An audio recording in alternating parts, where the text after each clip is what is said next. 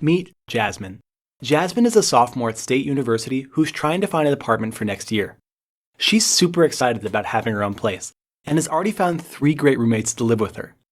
This is all great news, there's just one problem. Jasmine has no idea how to find and rent an apartment. What should she do? Well, we've got her covered. Her first step is simple. Find an affordable apartment, which we define as having rent below 35% of your take-home income. And don't worry, this is actually easier than it sounds. To find one, Jasmine can either ask friends and family, search online, or use our 3 recommended websites, which together make it easy for Jasmine to find great apartments, view pictures, and even contact the landlord to set up a tour. This tour should be straightforward.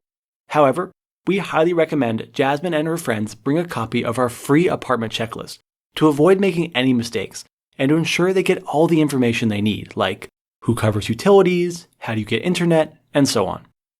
Then, assuming they like the place, Jasmine and her friends can fill out the rental application. This costs around $20 to $50 a person, and beyond basic info, covers the 4 major areas landlords use to judge tenant quality. The first is proof of income, generally in the form of pay stubs, W-2s, scholarships, or job offer letters. In fact, almost every landlord will require your income to be at least 3 times your rent.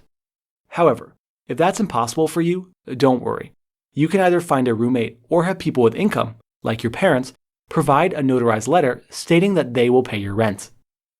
The second area is your credit score, which is a number that banks and landlords use to judge your creditworthiness. While we cover this number in more detail in our video, Credit Scores and Reports 101, just know for now that if you have no credit history, like Jasmine, you can generally circumvent this problem by having someone with credit, like your parents, co-sign the lease. The third area is a background check, which really shouldn't be a problem unless you have a criminal record. The fourth and final area is references, generally from your previous landlords, though in fairness, not all landlords will require this.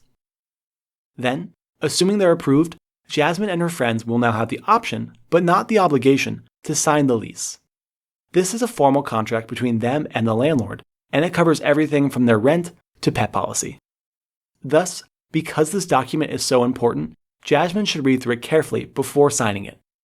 However, once she does, there isn't really that much left to do. Beyond paying for her post-lease signing expenses, generally first month's rent and a security deposit, we only recommend Jasmine do 2 more things. 1. Get renter's insurance, detailed in our video, Renter's Insurance 101, and 2. Talk with her landlord about fixing anything she noticed while filling out her apartment checklist. Hopefully you and Jasmine now have a better understanding of how to find and rent an apartment. Be sure to watch our next video, which covers renter's insurance, and be sure to check out our website, where you can find more educational material, great apartment search websites, and free renter's insurance recommendations.